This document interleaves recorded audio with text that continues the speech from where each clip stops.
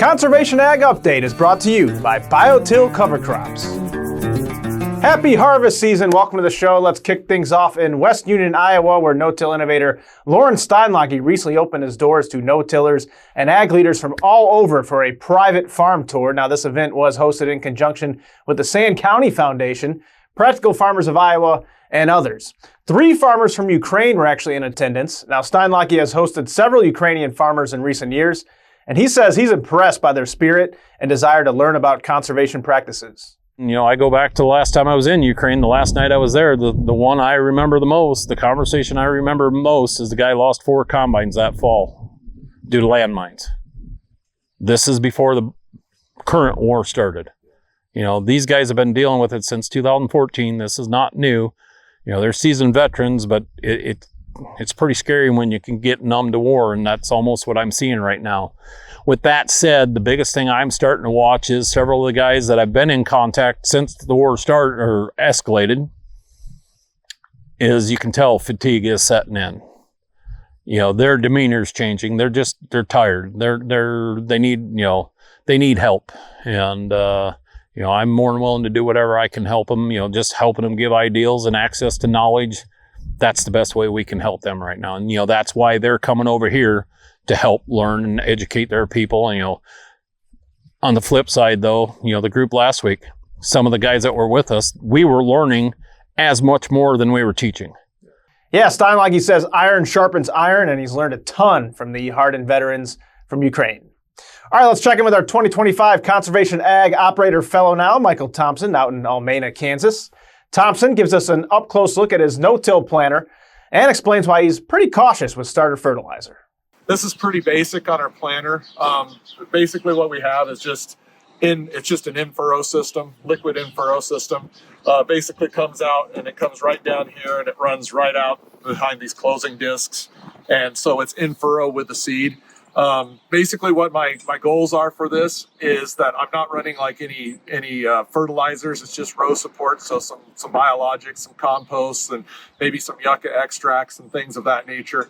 And basically what we're trying to do is just give that plant the best start that it can, you know, give it a happy, healthy place when it puts the first few roots out and so that it hits the ground running and really tries to do as much as it possibly can for us. So not necessarily looking like it's going to be a full system that's going to feed the plant right off. It's more about just giving it a good, strong start. So that's what we're after with this system on the planter. You know, a lot of starters start to get pretty high in salts, and you know, where we don't have a 2x2 system on or anything like that on this planter, where we're doing it in furrow, that's where I'm much more comfortable with putting these biologicals down, just to try to keep the salts under control. And I just don't want a high salt fertilizer, you know, too close to that seed. I'd rather see that biology, you know, more of a natural process out there for that seed to get it started. And we'll check back in with Michael soon to see how harvest is going after he dealt with that flash drought over the summer. Now let's check in with McCain Vogel for today's Cover Crop Connection. McCain. Thanks, Noah. McCain Vogel here with this week's Cover Crop Connection. Well, a few months ago, Canadian no-tiller Blake Vince gave a presentation at the Pennsylvania No-Till Alliance's 20th anniversary meeting. And while the topic of his presentation was about conserving farmland with cover crops and the importance of biodiversity, there's an anecdote that Blake told the audience about the future of no-till and cover crops that has stuck with me. Take a listen. This is another gentleman, Rolf Thurps from Paraguay, a longtime extension officer, helping farmers adopt no-till practices and methodologies. And I was on one of the longest no-till farms in Paraguay.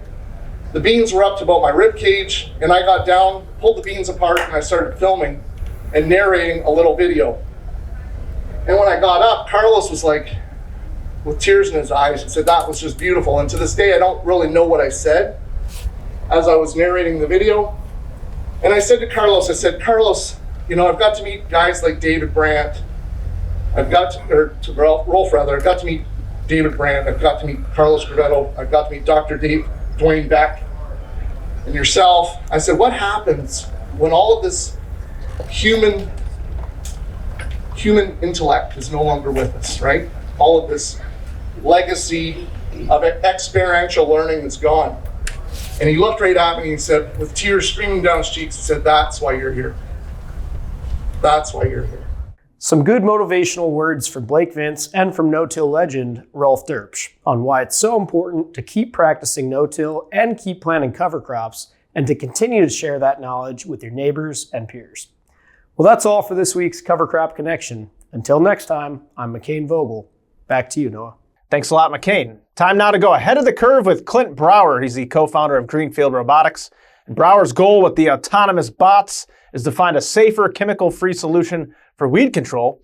And he says the bots, which are also capable of nutrient microspraying, are perfect for no-till and strip-till systems. I've been building tech for a very long time. And my co-founder is the first guy to operate robots over the internet, period. And he's been doing machine vision for 35 years. And so we know a lot. And sensors are something that's waiting to break. And so, believe it or not, as a robotics company, we try to not use sensors wherever we can. And so our system doesn't identify each plant. It doesn't need to. We identify the rows. And so the current robots run between the rows and get as much as they can between the rows. That's it.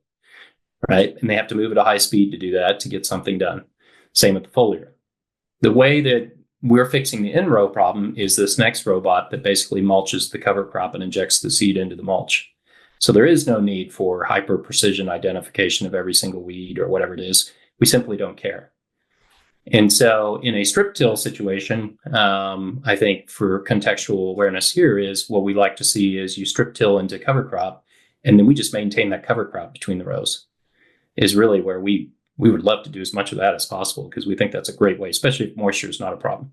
The Greenfield bots are running in 11 different states. They're currently sold out for 2026, but Brower expects the technology to be more mainstream and more widely available within the next 18 months. And you can catch our full conversation at no-tillfarmer.com.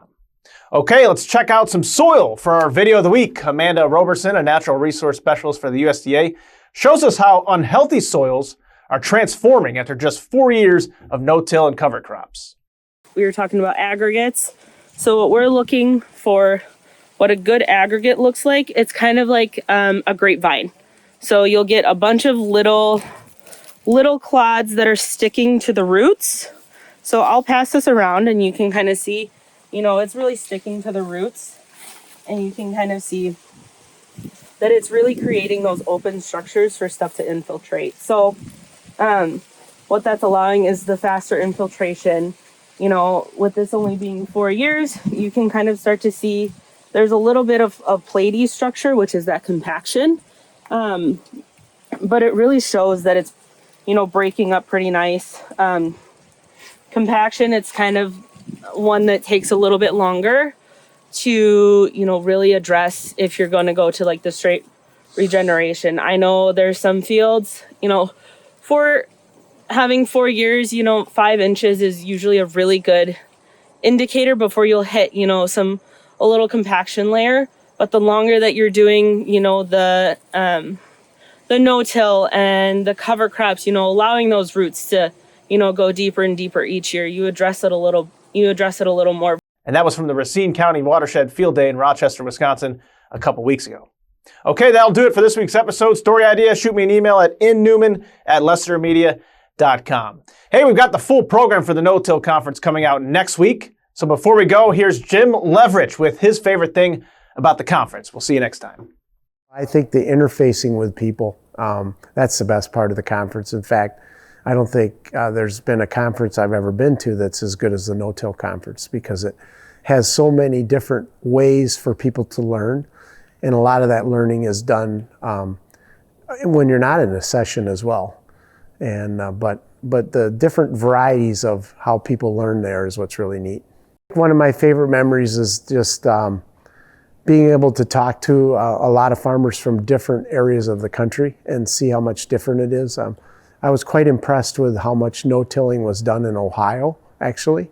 A lot of farmers here would think that you couldn't do it in Ohio because of all the heavy clay soils, but those farmers are really successful at it. Every farm is so much different in their management, and I just think there's huge opportunities on every farm to make more money if you study what you're doing and figure out how to manage things a little differently.